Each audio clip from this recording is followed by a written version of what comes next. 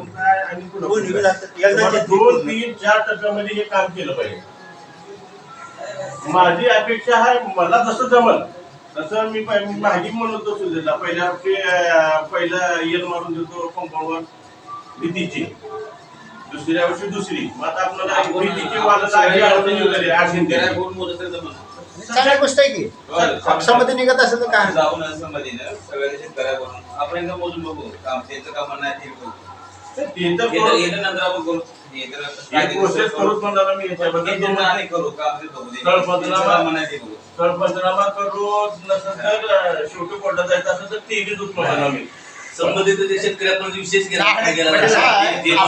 माणसं दोन आहेत सातबाऱ्यावर शेतकरी आपण बाकी कोणाचं काहीच नाही. महत्वाची अडचण वाटायची आहे वाट सोडून कुठे वाटायला आपण अडचण नाही. वाटाच तुमची 2 गुंठी जागा गेली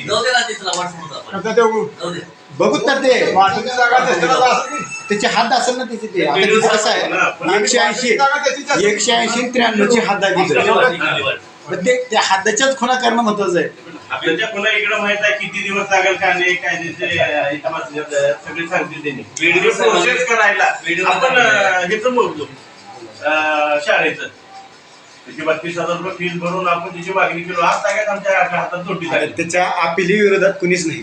फक्त आपण ग्रामपंचायत आणि समाधान मिळून त्या संबंधित माणसाला जर आपण बोलावून जर आपण केलो चर्चा अपिली प्रकरण नाहीच ते आपल्याला पडलं तरचा विषय आपल्याला कुणी पडत नाही ते आणि त्याला सुद्धा बोललो आपण तिथे गेलतो मी पण बहुतेक मला ह्यांना कामाला का त्या रशीदला काम आलं की तिने आणली मी तिथून परत आणि ग्रामपंचायत झालो. त्या रशीदला सुद्धा म्हणलं पडलं हो का माझ्याकडे निघत असतं की हरकत नाही काय मला काय तुम्हाला काय अडचण नाही काहीच अडचण नाही म्हणलं